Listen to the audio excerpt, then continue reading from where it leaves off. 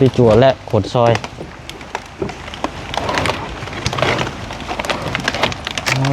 นี่ห้องน้ำนี่เฮ็ดไป2 บอนได้บอกเสียงอ๋อแบบเป็นจุดบ่เนี่ยแมนมองนี่เป็นบอนจุดของพระสงฆ์เนาะกุฏิแม่ขากุฏิมาปฏิบัติธรรมแหละนี่ก็ยังบ่ทันได้ซ่อมแปลงยังได้มีแต่เอาผ้ายางใส่นี่ก็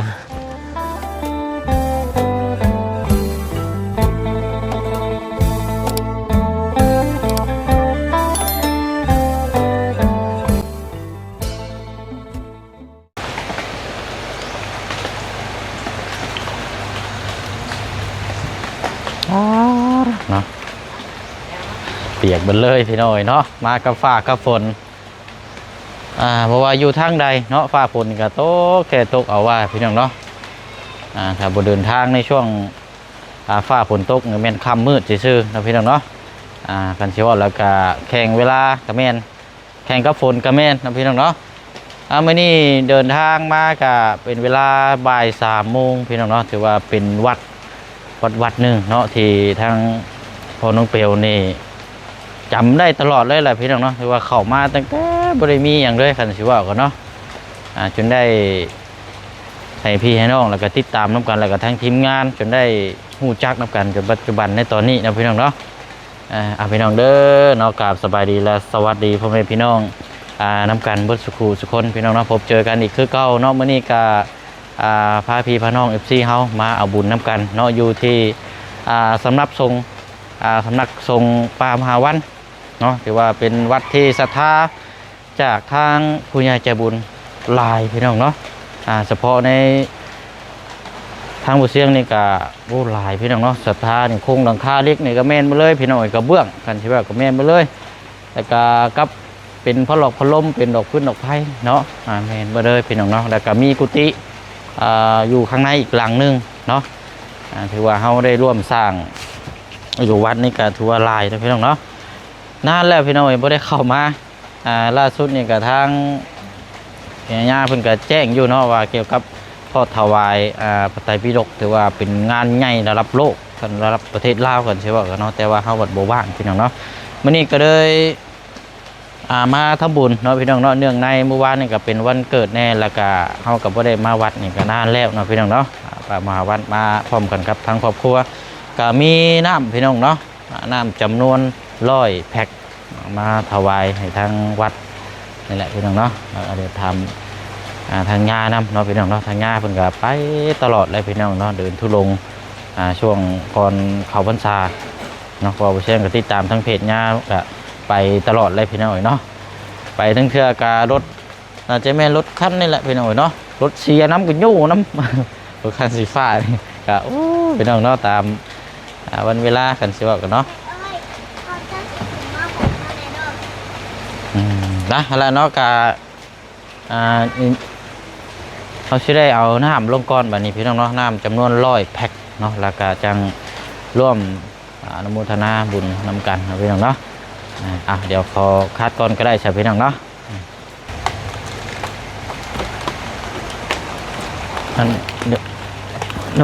พี่จัวลงไปนั่นก็ได้พี่จัวลงคนก็ได้ทุกคนเอาเกียร์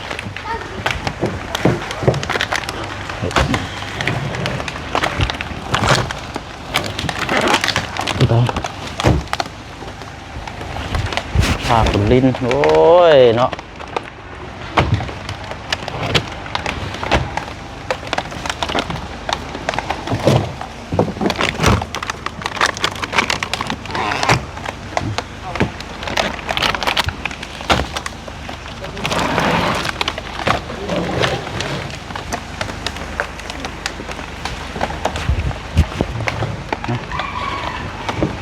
พี่จั่วและขนซอย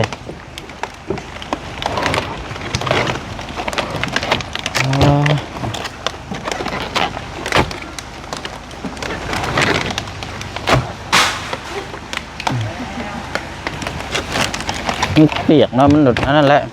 ทีแรกผ้าฝนกระตก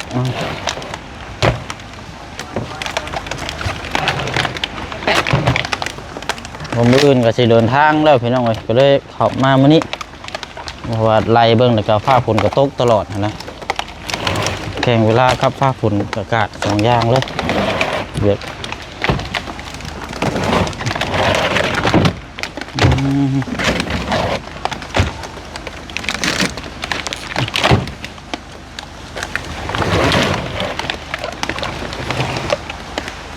เดี๋ยวอันคัดก่อนก็ได้ใช่เนาะเพราะว่ายันว่าเวลามันยาวพี่น้องเนาะเอาเบิ่งน้ำ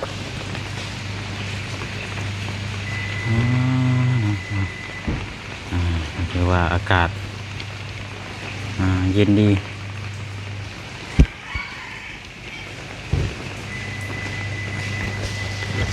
เฮ้ยบุลงมาบ่อย่าหรอกจ้ะ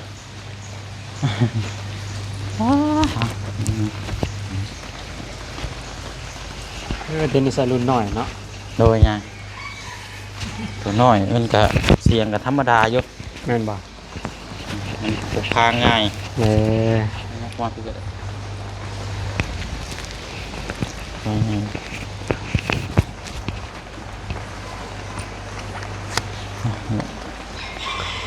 แต่คนนั้นเป็นของ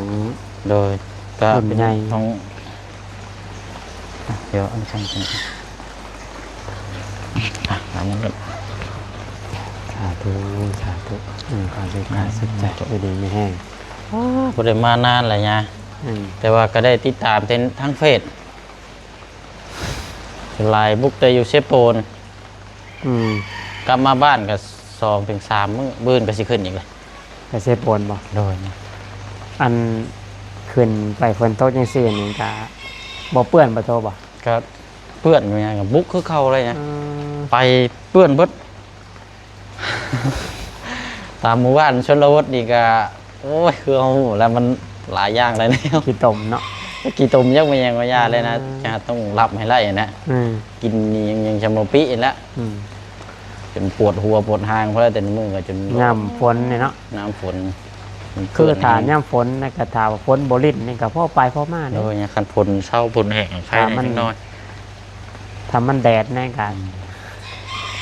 ทำมันแดดแน่กับไข่แน่แล้วพ่อมา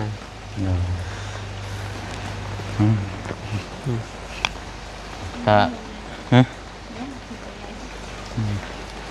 มาทำบุญให้ทั้งขน้อยเองกับทั้งครอบครัวนั่นแหละเป็นน้ำในเหมือนเดิมแล้วก็อันทั้งวัดตอนนี้มีแบบอันสร้างอย่างในสัญญาตรงนี้ตอนนี้เฮ็ดห้องน้ำเฮ็ดห้องน้ำเฮ็ดหัวนะมันกระจอดแหละเฮ็ด3 เดือนเนาะตลอดระยะเวลาตั้งแต่เดือนพฤษภามาเฮ็ดเรื่อยๆเรื่อยมาทั้งตัดเล็กทั้งมัดเล็กทั้งรอตามที่พอกเสียงเห็นนั่นแหละทั้งรอทั้งหามเสาไปมัดเป็ดใส่ตอกน้ำทมเทเสาทมแล้วก็ตั้งตอกน้ำมันจับใส่แล้วก็หายก็หอบมือวันมือก่อนน่ะไหนหายกันแล้วมันมือก่อน3 เดือนแต่ว่าพระอาจารย์ก็ยังไม่ทันได้นับว่ามันมีจักเสาหอบมัน6 เฮกตาร์นี่นะแต่ว่าหอบมือวันนี้ก็เลยเขาว่านเมื่อก่อนนั่นแหละก็ได้พักบ้านนี้ก็เฮ็ดห้องน้ำอยู่ในวัดนี่ก็เฮ็ดบอลงานปฏิบัติธรรมแต่ว่าเฮ็ดสร้างไว้เพราะว่าหอดมือนั่นแหละยังมันเฮ็ดบ่ทันนี่สินะแต่ว่าพวกนี้ก็ใส่นิมนต์กินนิมนต์แน่โยมเขาเจ้ามาทำบุญนั่นก็ความที่แรกก็โยมเขาเจ้าถวายเสามานะถ้าเสามากับถวายปูนกับดินบล็อกมาอาจารย์บอกเขาได้ช่วงนี้ก็เฮ็ดตรงนี้เลยว่าซั่นนะถามว่ามันหอดยามแรงนั่นก็คงสิบ่ทันก็คือเกี่ยมงานปฏิบัติธรรมเดือน1เนาะเดือนมังกรวันที่20เป็นต้นไปนะน่าจะ7-8 วันนี่แหละว่าคือปีที่แล้วนี่วัดอันจะงานเนาะพวกเสียงเข็นเนาะคนหลายห้องน้ำมันบ่พอครูบาอาจารย์ใส่4 ห้องนั่นทั้งพระทั้งเนรทั้งโยมก็เข้าใจที่มันเป็นใน4 ห้องมันนะบนนึงเขาบนนึงออกนี่โอ้มันสารพัดนั่นนะบ้านนี้ตามาก็เลยหายโยมมันมาเขาพี่ผู้เฒ่าเนาะเป็นตาบาปเพิ่นดีๆย่างแต่เพิ่นจะมาเข้าห้องน้ำที่พี่นี่ ว่าคนในงานนั้นก็แทบจะบ่ทันบ่แหละ โดย ทั้งนักทั้งเบาโอ้ยว่ะ บวกกับคนก็หลายเนี่ย คนก็หลายสารวนอยู่ อืม พระอาจารย์ก็เลยโอ้ยสาธุตกยามแรงมายามฝนมานี่ถามมีมูลค่าถามว่าพอได้สร้างอะนะตั้งต้นพอได้ตั้งเสาเพิ่นเริ่มเฮ็ดไปเรื่อยๆก็สิเฮ็ดห้องน้ำก่อน โดย เพราะว่าอีกอย่างหนึงปีนี้ก็คือครูบาอาจารย์คณะสงฆ์วัดนครไกรสอนนี่เพิ่นก็จะมาปฏิบัติธรรมทางเอานักเรียนมาปฏิบัติธรรมเนี่ยก็สิเพิ่มกว่าปีที่แล้วนี่2 เท่า 3 เท่าพุ่นแหละสินะบ้านได้เฮ็ดเนิ่นๆปีนี้นะ โดย ก็เลยว่าคิดว่าคนก็สิมาหลาย แต่ว่าปีที่ผ่านมาคนมาปฏิบัติธรรมว่าพระอาจารย์ภูมิใจแห้งเทว่าบ่ผิดหวังกับสิ่งที่เฮาทุ่มเทเฮ็ดวางวัดมาเนี่ยก็บ่ผิดหวังเมื่อยจำเมื่อยซ้ำนี่ก็ถือว่าพอไข้เห็นคนมาเพื่อปฏิบัติธรรมแล้วกับสิ่งที่เฮาเมื่อยเฮ็ดสร้างวัดนี่นะพระอาจารย์คุ้มค่าแห้ง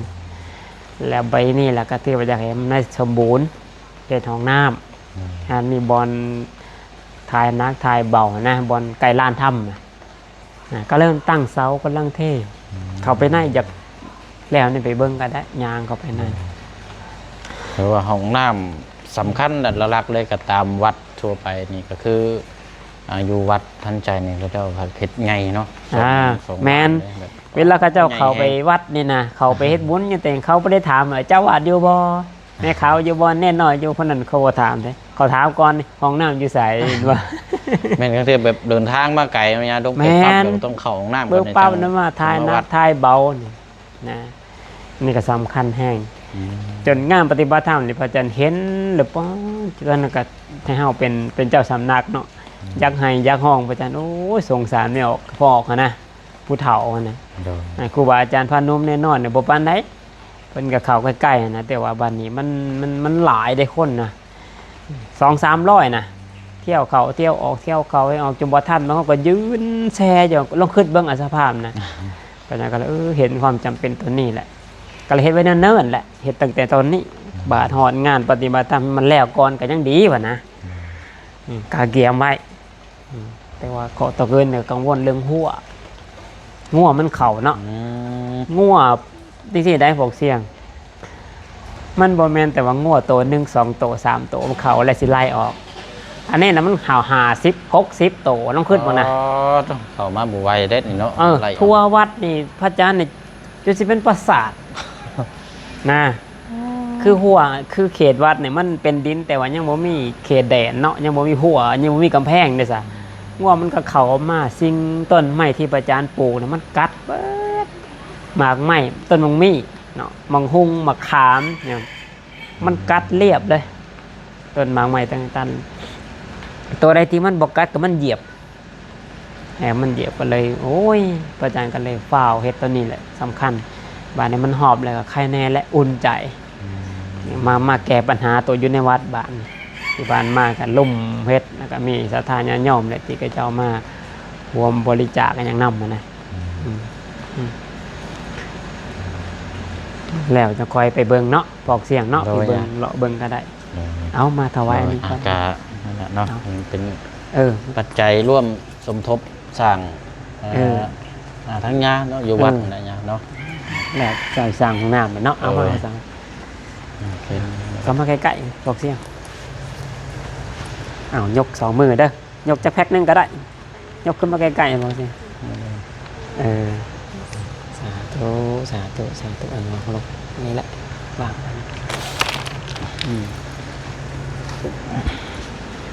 ก็อยู่ดีไม่แห้งอยู่บ่ ก็ ยังไม่ออกได้ อยู่ดีไม่แห้งอยู่ยา อันไปยังได้น้องชาย จังว่าอยู่ไซโบตอนนี้คนนั้นก็ไม่ได้ติดตาม เพราะว่าต่างคนก็ต่างไปอะไรเงี้ยจะได้ถึงถามทางผู้เอื้อย ดีขึ้นไลน์ค่ะออกจากไปทำงานก็ผ่านกันมาแล้ว แน่นเหรอ แหวนเพื่อนที่ขึ้น แต่ว่ารู้จักความแบบหลาย เพราะว่าแต่ก่อนนี่ก็เว้านี่โอ้เอาไอ้น้องเอาบ่อยู่ พระอาจารย์ก็บ่ได้ตั้งความบ่ได้ตั้งความไว้สูงนะบ่ได้ตั้งความหวังไว้สูงกับเรานะ ตามที่เรามาอยู่นะพระอาจารย์ก็บ่ได้หวังเลยบ่ได้ขึ้นหวังแต่เห็นแล้วก็ เออมันมีหลายปัจจัยในโตวเล่านะแล้วก็มาอยู่วัดนี่ก็จิตฟุ้งซ่านเฮ็ดเวียกเนาะเฮ็ดนักอาจารย์เพิ่นจังก็ไผมาอยู่ในวัดเพิ่นจังก็ฮู้จักนะบุคคลนี่เป็นคนแนวใดอันใดฮู้จักวัดนั่นแหละในแนวองค์ใดก็มีความคิดจังไดเป็นจังไดเพิ่นจังก็ฮู้เบิดเพิ่นจังเฮ็ดเวียกเนาะเราเฮ็ดเวียกนํกันกับเขาเจ้าแหละเฮ็ดเขาเจ้าก็ล้มกันจิตฟุ้งซ่านอยากไปหาปลูกมักแตงโมเลี้ยงสัตว์เลี้ยงปลาเพิ่นล่มกันหั่นนะโอ้ยฟังแล้วก็เป็นตาจะหัวนะโอ้ยอาตมาก็เลยบอกให้ฟังคนเฮาเจ้ามีสติปัญญาซ้ำนี่อยากจะปลูกมังโมมักแตงจะเฮ็ดสวนปลานั่นนี่โตวางแผนไว้คักแล้วบ่มีเงินซ้ำห้องแล้วบ่เสียนะแล้วตอนนี้โตทำโตแนวใดมันคุ้มค่าบ่แต่มันก็บ่เว้าหลายอย่างเลยฟุ้งซ่านนะลาวนะแต่ก่อนว่าสิคือว่าสิอยู่แหละเนาะคือเบิ่งส่งน่ะสิอยู่แต่เบิ่งไปแล้วเพิ่นก็บ่เป็นตาแหละแต่แล้วแต่ว่าเบิ่งวิบากกรรมไผมันไผสารนั่นใดก็ได้แนวนั้นนั่นแหละเป็นคน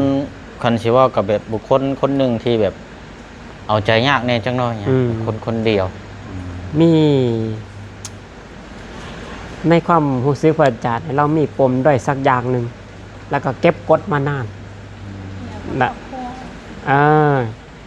แต่ว่าขี้น้อยใจได้ว่าน้อยใจได้บ่ค่อยแบบบ่ค่อยอยากจะเว้าแต่เวลาเว้าเลยเว้านัก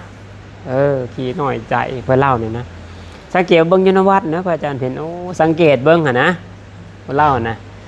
ส่วนมากคือน้อยใจเกี่ยวกับแม่หรือบางเทื่อกะจังซี่พ่อแม่บ่ได้เอาใจใส่ที่ดีจำควรนะควรที่จะได้แบบนี้เสียนะก็ถ้ามันบ่ได้แล้วก็เสียอกเสียใจแน่ก็มีลูกบางคนนะหรือบางเทื่อกะพ่อแม่ตามใจมาตลอดนะตามใจมาตลอดบ้านนี้เขาบ่ได้ฝึกบ่ได้แอบเลยบ่แม่นคนญี่ปุ่นเขาเจ้าสอนลูกได้คนบางคนลาวเฮานี่บ่แม่นอยากเว้าได้คือสอนลูกด้วยเทคโนโลยีตื่นมากเอาโทรศัพท์ให้มันหรือว่าตื่นมากกับประเคนให้มันทุกอย่างเฮ็ดให้มันกินทุกอย่างเฮ็ดบ่ให้มันฝึกนะบ่ได้ฝึกบ่ได้สอนบ่ได้แอบเขาเจ้าตั้งแต่น้อยใหญ่มามันให้บ่เป็นเพราะคนอนุญาตนำอีออกก็ฮู้ดีคนสมัยนี้พกเสียงบ่เป็นหยังบ่หยังเฮ็ดกินเป็นบ่กินเป็นจังไดถอดไข่ก็ยังเฮาบ่เป็นหั่นน่ะยากแล้วยากถ้ารุ่นไม่ออกรุ่นพกเสียนี่ยังไข่ได้ยังฮู้จักความนี่เฮ็ดหาพอมันทุกข์เด้พ่อแม่สอนเฮ็ดนาเฮ็ดนั่นกินเป็น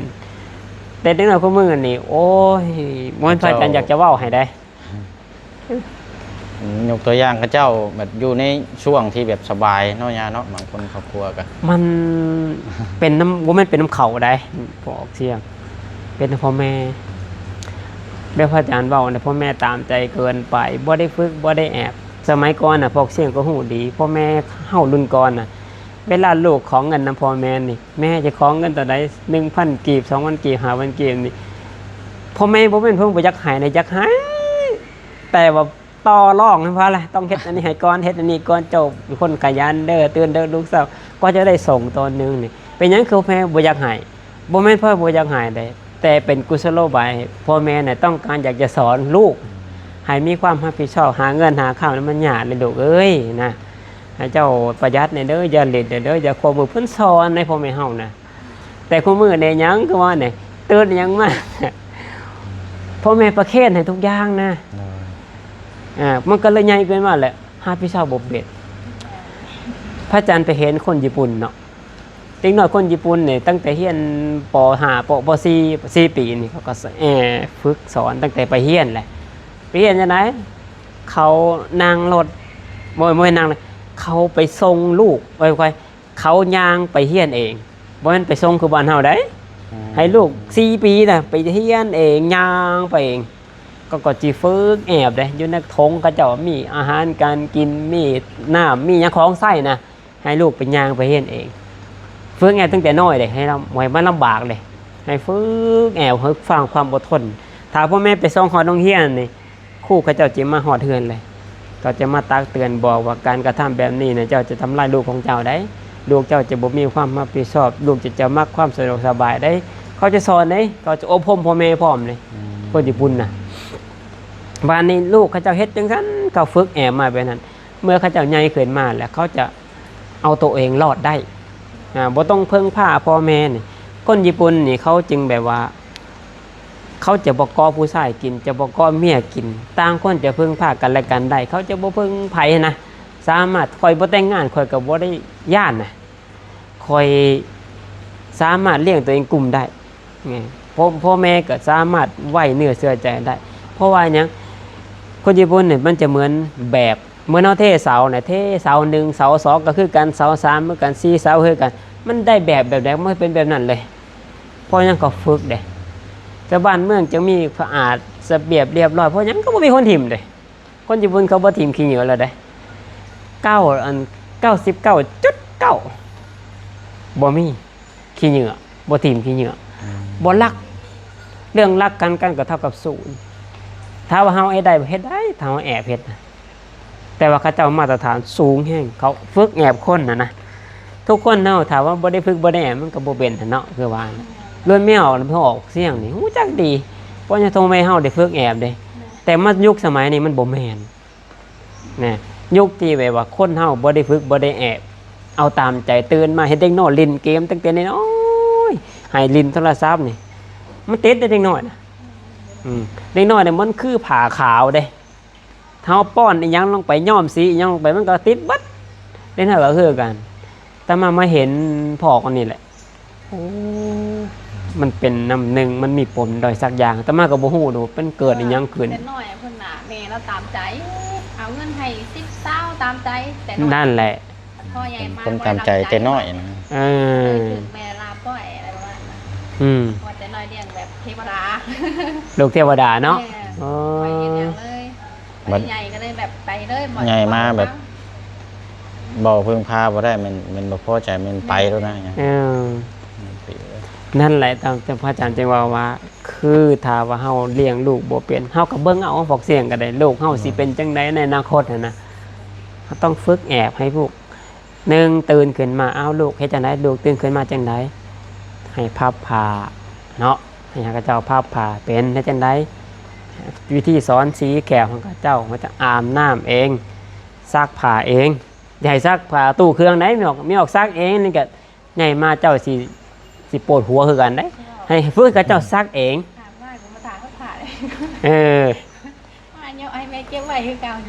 ต้องสอนข้าเจ้าต้องแอบเริ่มต้นจากง่ายๆเนี่ยลูกคอยบอกอาจารย์ลูกตื่นขึ้นมาลูกหลายเฮ็ดจังไดพับผ้าเป็นบ่มาแม่สิผ้าพับมีสินะสอนเนี่ยพ่อแม่ลำบากจังสีเด้อเห็นมันจะฟังเด็กน้อยนะพ่อแม่ลำบากยากสิหาเงินแต่เรากีบทุกบาทก็จะได้มาเนี่ยมันยากเลยลูกเอ้ยเบิกเลยสอนก็จะมันให้มันฝังลงไปในจิตใต้สำนึกเด็กน้อยมันได้รับการดูแลจากพ่อจากแม่ได้ใส่ใจแล้วมันจะจำเลยใหญ่ขึ้นมาแล้วมันจะจื้อได้ถ้าว่าในอนาคตเขาเจ้าคบหมู่บ่ดีเป็นยังไงสิครอบครัวถ้าเขาเจ้าเนี่ยเวลาเกิดปัญหาขึ้นมาเขาจะนึกถึงเฮาทันทีคนบางคนนี่นะพื้นฐานครอบครัวบ่ดีแต่ไปเจอหมู่แล้วนี่มันบ่ดีบนลงไปมันไปเลยบางคนครอบครัวดีแต่พอไปเจอหมู่บ่ดีถึงมันจะลงทางแต่มันพอกับสำนึกพ่อแม่เฮาสอนแบบนี้มันจะเลือกครอบครัวดีกว่าบางคนในครอบครัวมันบ่ดีแต่พอไปเจอหมู่นี่มันไปเลยเพราะฉะนั้นแล้วเฮาก็เริ่มจากพับผ้าพับแพร่สีแขวอาบน้ำซักผ้าแต่งอยู่ให้ฝึกแอบก็จะตั้งน้อยนะ4 ปี 5 ปีแล้วก็รอเฮ็ดโลดแอบโลดแล้วมันเป็นพระอาจารย์ให้คนญี่ปุ่นนั่นแหละบอกจังได๋พระอาจารย์ก็สิเอาคนญี่ปุ่นมาเป็นแบบฐานนะพระอาจารย์จึงแบบภูมิใจเห็นแล้วโอ้แบบนี้เนาะมาเบิ่งบ้านนี่เฮามาเฮาเป็นคนชาวพุทธนี่นะ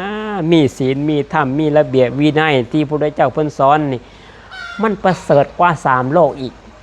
แล้วเป็นหยังคือเฮานี่นะมันบ่ได้ถึงเสี้ยวนึงของเขาซ้ำไปเบิ่งเขาเจ้านี่ปันนรกกับสวรรค์เลยไปนี่เอาไว้เนี่ยเฮาเป็นเมืองพุทธแท้ๆคือเป็นหยังคือมันเลอะเทอะปานนี้แต่เขาเจ้ากับพุทธกับพวกกระเทินนะแต่เขาเจ้าคือเป็นจังได๋คือมันเรียบร้อยเหมือนผ้าพับไว้นะ แต่มาพิจารณาเบิ่งนี่ย้อนการฝึก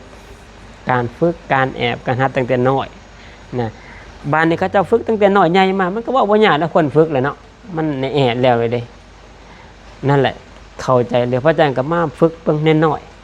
ๆมาเบิ่งน้อยๆแอบน้อยๆฝึกพับผ้าซักผ้าดูแลเบิ่งเองยากอยู่เด้เพราะว่าเฮาต่างพ่อต่างแม่ได้มาอยู่นี่ใครแน่ตอนนี้นะอันนี้บ่ได้ว่าขายขี้หน้าจะน้อยเด้อเว้าเห็นมาฝึกลองแอบเบิ่งจะน้อยซักผ้าซักแฟตึงยากบ่ก็ยากอยู่แต่ว่ากำลังเข้าที่พับผ้าพับแพร่ซอบงนั่นนี่กว่านั่นนี่โอเคอ่ะนี่มันวิธีสอนเขาจะเป็นแบบนี้ทำไมก็ได้ฝึกกันนะได้แอบได้น้อยนะเนาะอันนี้ก็เป็นบทเรียนนี่ว่าให้เห็นนะคนเฮามันขาดความอบอุ่นเนี่ยมันเป็นอย่างไรเอาแหละเนาะขออนุโมทนาสาธุนำครอบครัวปอกเสียงอนุโมทนาสาธุที่มาถวายน้ำดื่มก็ดีถวายมนต์คาสางของน้ำก็ดี ขอบุญกุศลทั้งหมดทั้งมวลที่ครอบครัวปอกเสียงได้เฮ็ดมาก็ดีขออำนาจบุญกุศลที่พ่อแม่ครูบาอาจารย์ได้อบรมมาตั้งแต่อดีตชาติก็ดีขอบุญกุศลเหล่านั้นจงเป็นเดชะเป็นคารวะปัจจัยอนุอวยพรให้ครอบครัวปอกเสียงมีความสุขทางกายสุขทางใจอยู่ดีไม่แห้งปราศจากทุกโศกโรคภัยไข้เจ็บมีภัยอันตรายใดๆมาเบียดเบียนขอให้บุญรักษาเทวดาคุ้มครองไปทางใดทางไกลทางไกลขอคอยคนมีอุปถัมภ์คำสู้รักษาขอให้ประกอบสมาอาเสพใดๆก็ขอเจริญหุ่งเฮืองมีเงินมีทองกองกินของใส่บุตรอยาก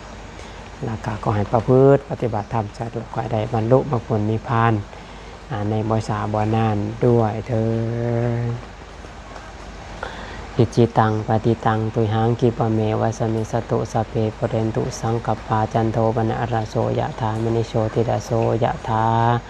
สัพพิติโยวิวัชชันตุสัพพะโลกวินาศตุมาเตปวัตวันตารายโยสุขีติกายุโกภวะอภิวาธนาสิลิสนิจังวุธาปจายโนจตารโอธรรมาวทันติอายุวันโนสุขังพระลังทุกขปัตตาจนิทุกขาปัญญาปัตตาจนิปัญญาโสกปัตตาจนิโสกาหุนตุสาเพปิภานิโนเอตาวตาจะอัมเบหิสัมปตังปุญญาสัมปตังสัพเพเทวานุโมทันตุสาธุสาธุอนุโมทนาในบอกเสียงเด้อว่าเนื้อที่ทั้งวัดนี่ก็เนาะพวกเฮงเนื้อที่6 เฮกตาร์รับรองโอ้ยคนพัฒนานี่หลักๆเลยก็เป็นห้องน้ำมาท่านนญาเนาะแมนตอนนี้มันก็แค่เริ่มต้นเนาะเรื่องสร้างวัดนะเท่าว่าเริ่มต้นคนก็ยังบ่ค่อยรู้จักกันหลายจะเตือน1 2 เทื่อ3 เทื่อ4 เทื่อหลายคนไปก่อนคือจะหลายบ้านนี้เพราะว่าถ้าสิบอกแล้วบอนนี่มันเป็นจุดศูนย์รวมของในสวรรค์เด้ที่เป็นวัดป่านะที่มันมีตอนนี้นะบางวัดนั่นดีบ่ดีแต่ว่าพื้นที่มันน้อยมันแคบคนไปหาหลายแต่พื้นที่มันแคบบางบ่อนนี่อุดมสมบูรณ์เข้าป่าเพราะฉะนั้นอาหารคนอุปถัมภ์ดีแต่ที่มันแคบปฏิบัติธรรมใดมันก็บ่ได้คักบ้านนี้อันนี้พื้นที่ที่อาจารย์ว่าจังได๋ได้นะก็คือเฮ็ดคนปฏิบัติธรรมมันก็สิมาหลายมันสะดวกสบายเด้มันล่มลื่นน่ะตอนนี้นี่กำลังพุดโพ่นลงพุดโพ่นลงโพ่นหลายเด้ในสิพาไปเลาะเบิ่งซะเนาะเวลาเดี๋ยวสินิมนต์ญาพาพี่พาน้องเลาะเบิ่งนำกันพี่น้องเนาะ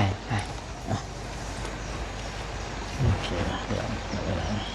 ไป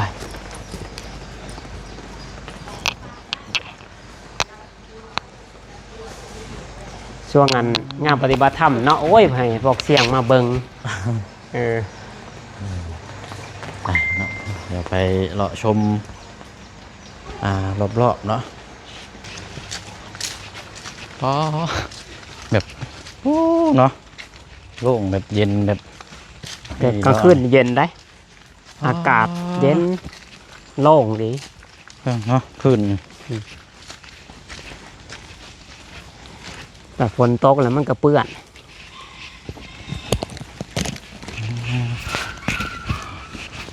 บ้านนี้พ่นเล็กๆน้อยๆนี่พระจันทร์ก็เอาลงเบิด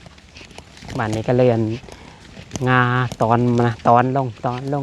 งไปมันให้มันโล่งอะนะ ช่วงเฮ็ดนี่ออกนี่ โอ้ หลาย เฮ็ด บ่ พวก ไง หลายได้หลายเลยแหละบางเทื่อกลางค่ำกลางคืนมันก็ออกแถวนี้สินะ เฮ็ดปวกเนาะ เฮ็ดพวกแถวกุฏทางกุฏิเนี่ยออกเลยหลายได้กลางคืนบางทีก็ญาติโยมเขาจะมาหา เลย อืม เพราะว่าเนื้อที่ดินนี่ดินงามเด้ งาม ดินงามปลูกอย่างนี้ก็งามเลย มาบีเดอร์ลม อันจุดสร้างห้องน้ำได้สัญญาอยู่ใส่ อยู่ เอาอยู่บนบ่ แม่น พี่น้องเนาะเดี๋ยวพาเลาะเบิ่งเพราะว่าโอ้บ่ได้มานานแล้วเด้พี่น้องจำเท่าที่จำได้นี่ ตั้งแต่น้องชายที่ว่ามาบวชเป็นข่าว อยู่นี่แหละแล้วก็ทางยากับบ่อยู่ตอนนั้นครับแล้วก็บ่ได้เข้ามาเลย ลูนกดนั่นน่ะเห็น2-3โตมันเอาลงมา มันเข้าห้องน้ำจะน้อยลูนกด ลูกบ่ ลูกมันหากระโปรง อ๋อ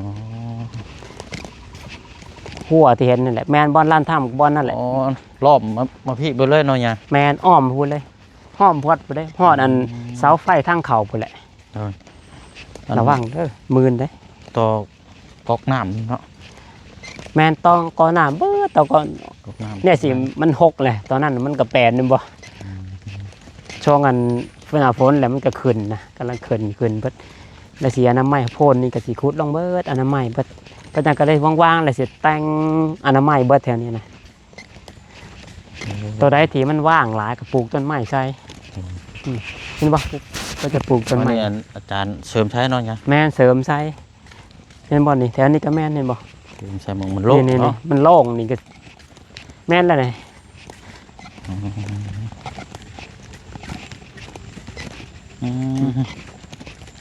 เบิ่งเด้อพลาดได้ อันนี้ก็ยัง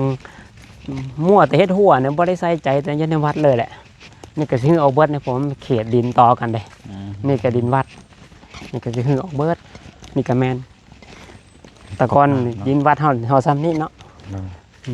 มันนี่ขยายแล้วกันหัวตัวนี้สิได้ลื้อออก แม่นฮือให้มันจอดกันอนามัยแล้วก็สิทางพื้นมันเบิดได้ให้มันโล่งคอยแห่งกันนะ โดย แล้วก็มองไหนมันว่างให้มันว่างก็สิได้อันซับต้นไม้ใส่เห็นบ่นี่ไม่ไผ่เห็นบ่ใช่เลย โอ้นี่ นี่เห็นบ่ไม่ไผ่ปลูกรับแถวนี้หลายอยู่เด้ต้นไม้แถวนี้ก็ปลูกตั้งอันกสิกรรมแขวงเพิ่นมาถวายนะอันนี้ห้องน้ำนี่เฮ็ดได้2บอนได้บอกเสียง อ๋อแบบเป็นจุดบ่ยะ แม่นมองนี่เป็นบอนจุดของพระสงฆ์เนาะเฮ็ดเป็น5ห้องนี่โพนนี่ก็สิขุดเอาเบ้อให้มันโล่งอยู่ดิมันงานปฏิบัติทางมอนี่เนี่ยจัดบอนนี่ก็เที่ยวเข้ามาย่างห้องน้ำอยู่พี่มาเข้าห้องน้ำอยู่นี่นี่โพนที่นี่ก็เอาลงเบิดสิปั๊บไม้เบิดแหละ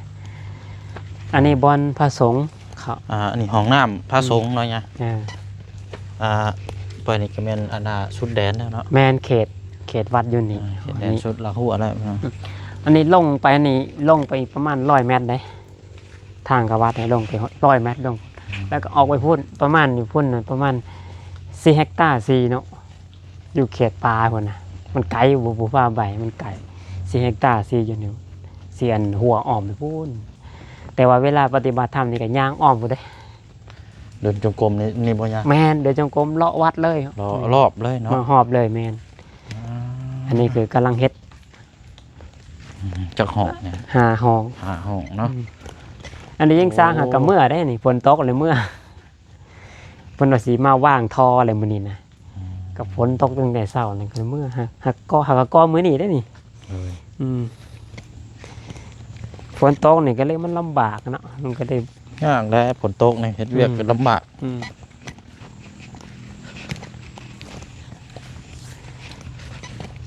เฮ็ดได้หาห้องแล้วก็เฮ็ดอีกอยู่ได้มองเอกมองนั่นนี่มองที่เอามาเมื่อกี้นี่นะ สิเฮ็ดอีกจุดหันอีกจุดหนึงบ่ แม ยัง นหาห้องคือกันแมนมองนี่นี่แค่พระสงฆ์นี่ยังบ่พอนี่นะ โดย ไปเฮ็ดอยู่มองนั่นอีกโอ้เฮ็ดอันเฮ็ดน้ำหมากเนาะแถวนี้ออกหลายเด้ เฮ็ดน้ำหมากดอกแดงๆบ่ยัง แม่นเฮ็ดน้ โอ้แซ่บเด้ ำเฮ็ดน้ำหมากเฮ็ดปวกหลายเด้ แต่ฝนตกนี่นะลกดุๆแบบนี้มันไม่ค่อยออก มันเปื่อยออกมันแหละเปื่อย อืม ได้สมาเฮ็ดอีบุอยู่หม่องนี่เลยหาห้อง อันนี้สำหรับไม่ออกเวลาเขาเจ้าปฏิบัติธรรมแล้วก็ย่ามาเขาอยู่นี่เขาอยู่นี่นะในสิผ่านเฮ็ดแล้วตอนนี้เดี๋ยวสิว่ามาเฮ็ดอีก ยกมาหม่องโคนนี่บ่ยัง แม่นแถวนี้แหละนี่ประมาณนี้แหละแล้วก็เสายังต้นตาลเพิ่นเอามาเบิดแล้วเสาโยมเขาเจ้าถวายมา โดย แล้วก็ดินบล็อกที่เพิ่นนั่นขนมานะ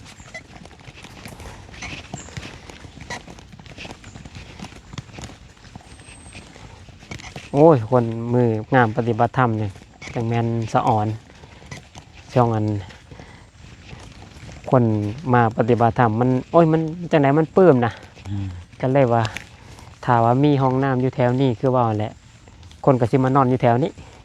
มานอนแถวนี้เป็นนอนครูบาอาจารย์นอนได้ปักเต้นนอนล่างบาทอยู่แถวนี้นอนบ่ทางเต้นนอนบ่เต็มบ่แถวนี้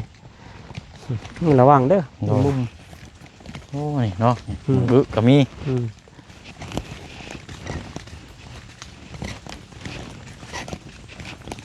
เดินมาพี่ย่างมาพี่ อันที่ล่าสุดนี่กุฏิทั้งตะหนานี่บ่ยัง แม่ สบาย ถวายตัวนี้แหละ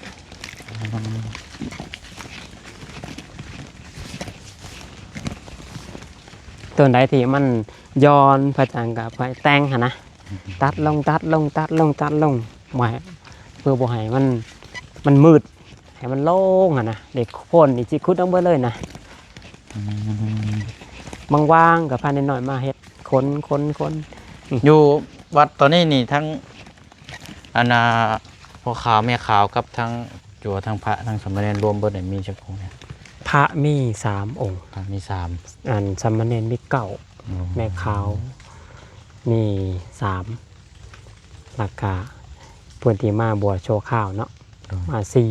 4เที่ยวมาเรื่อยๆนักบวชนั่นนะ ไปมาๆเนาะ ไปมาบางเทอกับมาจนบ่มันอยู่ อืม กุฏิแม่ค้าวในคือบ่ได้ว่างเลยนะ โดย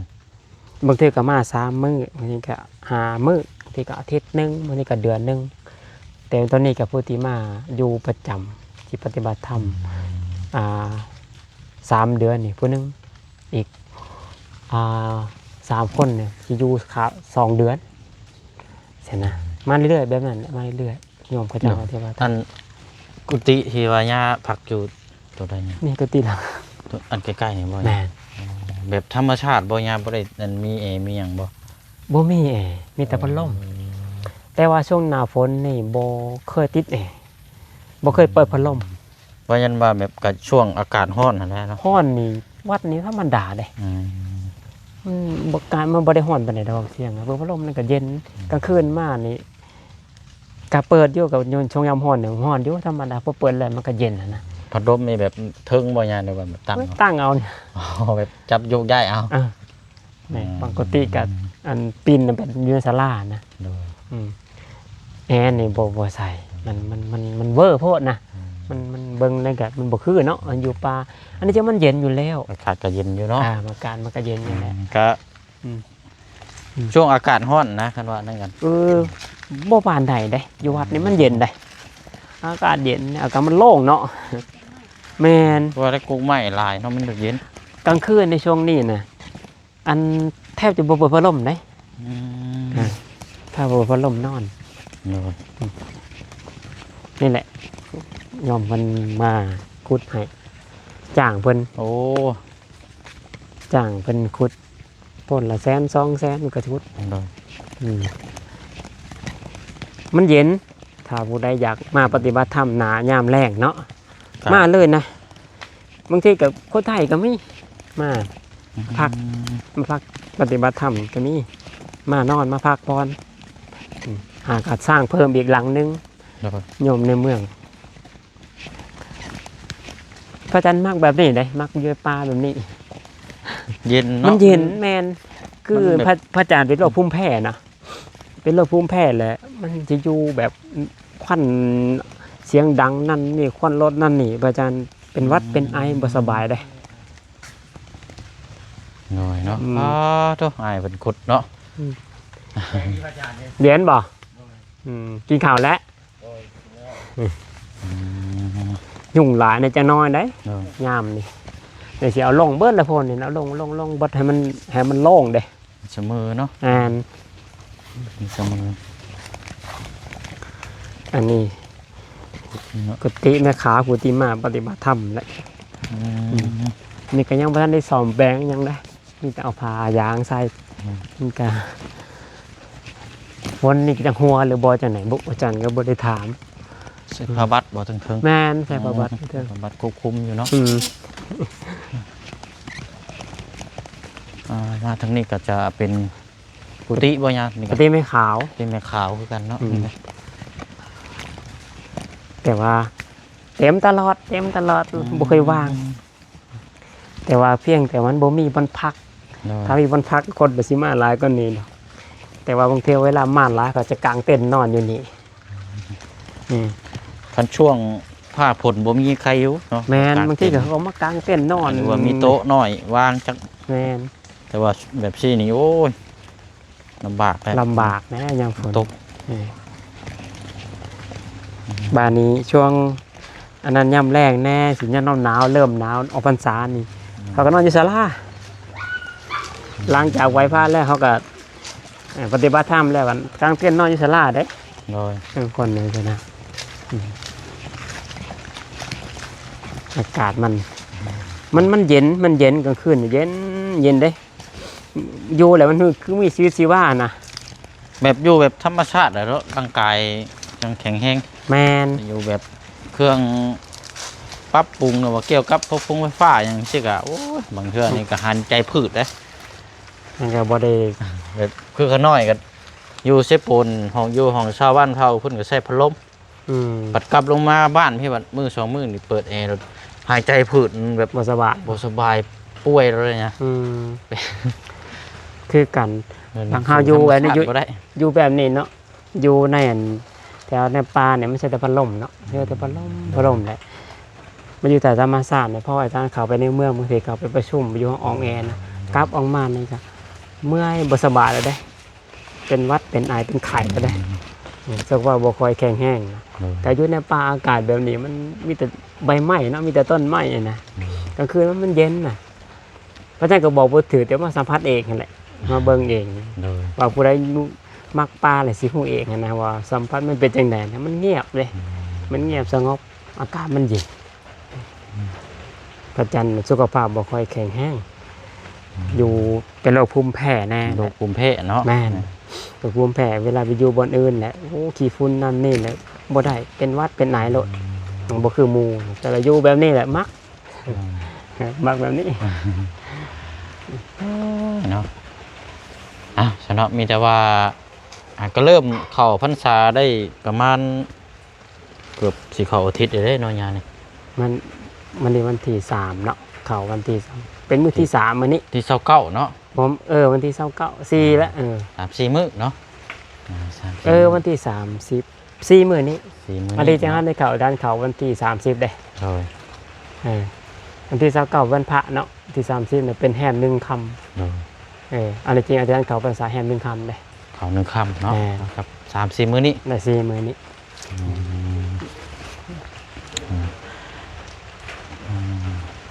วันนี้ขออนุญาตทั้งย่าแบบ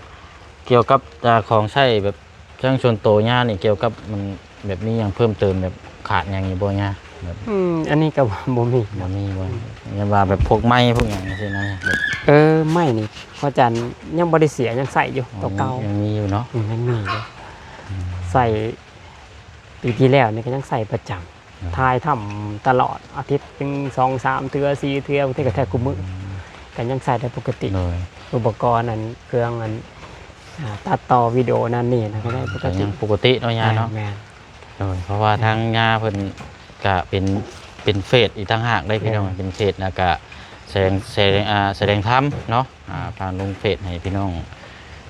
รวมติดตามนะหลายคนที่อยู่ใกล้ๆแล้วก็มาเฟสก็พอมาลงมาสวรรค์ก็มาเองเลยนะพี่น้องเนาะ อืม ก็เลยอยากถามเกี่ยวกับคู่มือเนาะก็คือผู้เชี่ยวชาญพี่น้องถ้าขาดตัวนี้ไปนี่ก็เสียงนี่ก็คนละอย่างเลยนะ ดังแบบใส่ไม้กับโบใส่ไม้นี่เสียงนี่มันสิแบบ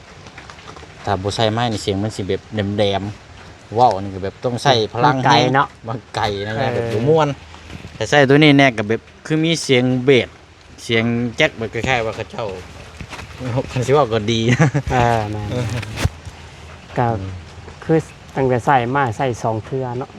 2เทื่อปัดตัวหนึงบอกเตียงมาถวายเตียงมาถวายใหม่แหละจักก็จะได้ละใส่บ่ได้ตายไปก็เอาตัวใหม่แล้วก็ให้โยมเป็นกับบิยามาให้มาตัวใหม่ก็ยังใส่ได้เป็นปีแล้ว ปกติโยยังใส่ได้ปกตินะครับทายถ้ำแทบจะคุมือช่วงนี้ฝนตกเนี่ยก็มันบ่สะดวกเลยทายมันเสียงมันดังเลย เจียงอีกลังเนาะ แมนดังนี่ก็ถ่ายวิดีโอไว้เป็น2-3 คลิปไว้ยังไหวบางทีก็ไหวพระชนม่อนหลังจากไหวพระแล้วก็แสดงถ้ำทุกมือแล้วก็แก้วไปมันก็ตัดแล้วก็โพสต์ไว้ลงหนาใช่ไหม2-3 มือเอาลง2-3 มือเอาลงมือลงนะตอนนี้ก็บ่ได้คัดชนอย่าง ใส่ได้ปกติ สำหรับมีแต่ว่าอันนั้นพี่น้องก็สิได้นมัสการลาญาณบัดนี้เนาะอันนี้ญาเด้อ สาธุ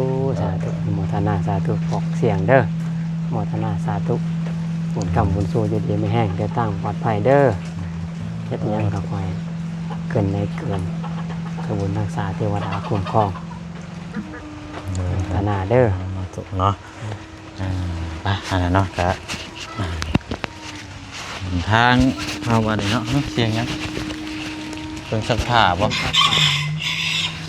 อ๋อใส่นั่นเนาะน้ำเบิดบ่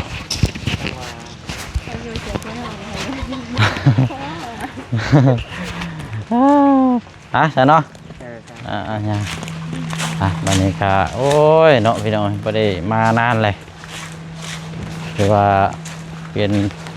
แปลงลายเนาะพี่น้องเนาะก็ถือว่าเป็นวัดอีกวัดหนึ่งที่พี่น้องหรือว่าทางไม่ออกหรือว่าอยู่ไซอยู่ชัวอันแบบสุรทิศนะพี่น้องที่ให้ความสนใจแล้วก็ศรัทธาเดิมใส่เนาะพี่น้องเนาะเพราะว่าคือหลักๆเลยนี่ญาเพิ่นนี่มุ่งมั่นที่จะนำลงแผ่ศาสนาในศีลในธรรมกับแบบวิปัสสนากรรมฐานแบบว่าเดินจงกรมนะพี่น้องเนาะก็ทำให้พี่น้องเลื่อมใสกับนิรัศรัทธากับลายพี่น้องเนาะว่าเป็นสร้างห้องน้ำห้องในแน่เนาะก็โอ้พี่น้องกันชิวกันเนาะก็ตอนนี้ก็ยังเริ่มสร้างห้องน้ำเนาะพี่น้องเนาะที่ว่าเขาไปเบิ่งน้ำกันแค่นี้แต่เนาะก็อะไรพี่น้องเนาะถ้าทางพี่น้องที่ได้รับได้ชมอยู่ในครั้งนี้ก็ถ้าอยากร่วมทำบุญทางวัดกะเนาะพี่น้องเนาะยินดีเด้อพี่น้องเด้อเนาะเป็นปูนหรือว่าเป็นวัตถุหรือว่าเป็นปัจจัยก็ได้เนาะพี่น้องเนาะเอาตามที่เฮาสะดวกเนาะหน่อยลายบ่สำคัญเนาะพี่น้องเนาะขอให้เฮามีจิตศรัทธาเลื่อมใสที่จะสร้างให้มันเป็นบุญกุศลเนาะพี่น้องเนาะก็นั่นแหละพี่น้องเนาะมิแต่ว่าก็สิได้ขอจบคลิปลำลาก่อนบัดนี้เนาะเฮาเดินทางมามื้อนี้ก็มาทำบุญก็ต่างมาอัปเดตให้พี่น้องน้ำกันอีกทีนึงแล้วก็หนึ่งในวันเกิดเมื่อวานนี่แน่พี่น้องยอดเนาะคันใช่ว่ากับพอดีสำหรับตัวทางบ่เชียงกับบ่มีอย่างเนาะพี่น้องเนาะมีแต่ว่าพนมมือเนาะก็ขอบมกขอบใจขอบบุญขอบคุณทางปาลุง FC เฮาเนาะที่ติดตามแล้วก็เป็นกำลังใจให้เด้อเนาะแล้วก็ที่ให้คำอวยพรหนึ่งในวันเกิดเนาะพี่น้องเนาะโดยแล้วก็ขอบมกขอบใจเนาะทางแม่แก้วแล้วก็ทางเจนนำเนาะพี่น้องเนาะทางกับแม่เพิ่นได้ฝากเงินมาแหละให้เป็นวันเกิดเนาะพี่น้องเนาะมื้อนี้ก็ได้มารวมทำบุญเนาะแล้วก็ทางพี่ใจดีนำเนาะพี่น้องเนาะเพิ่นก็อยู่ทางต่างประเทศเนาะ ทางเมป้านํเนาะหลายคู่หลายคนที่ติดตามในช่องของทางบ่เชียงอะไรพี่น้องเนาะก็บ่มีหยังเลยพี่น้องมีแต่ด้วยจิตด้วยใจแล้วก็ด้วยกำลังกายสำหรับตัวบ่เชียงนี่ก็จะทำงานหน้าที่ให้พี่น้อง FC ผลงานเนาะบุกเต็มที่พี่น้องให้พี่น้อง FC ที่ติดตามเบิ่งแล้วก็ให้เบิ่งแล้วก็ให้มีความรู้เนาะอย่างไรก็ขอมุกขอบใจน้ำละลายเด้อเนาะก็สิสู่เต็มที่เนาะพี่น้องเนาะในหน้าที่เวียกงานที่เพิ่นมอบหมายงานให้มื้ออื่นเดินทางเนาะพี่น้องเนาะก็ติดตามนํกันเนาะอันดาทั้งเคสน้องคำดีก็มีมาเพิ่มเติมอยู่เนาะเดี๋ยวเฮาขึ้นไปแล้วก็เดี๋ยวสิได้แจ้งพี่แจ้งน้องนํกันอีกว่าเรื่องหยังเนาะพี่น้องเนาะไปบัดนี้เนาะพี่น้องเนาะเด้อลำลาก่อนเนาะก็สุขทางกายสบายทางใจทางผู้ให้แล้วก็ทางผู้รับทางผู้เบิ่งทางผู้แย่งนำกันเบิดสุขุสุคนเนาะพี่น้องเนาะลำรวยๆคิดหยังทำหยังก็ขอให้มีแต่ผลสำเร็จเนาะยิ่งเจริญก้าวหน้าตลอดปีและตลอดไปไปบ๊ายบายเด้อพี่น้องเด้อเนาะสบายดี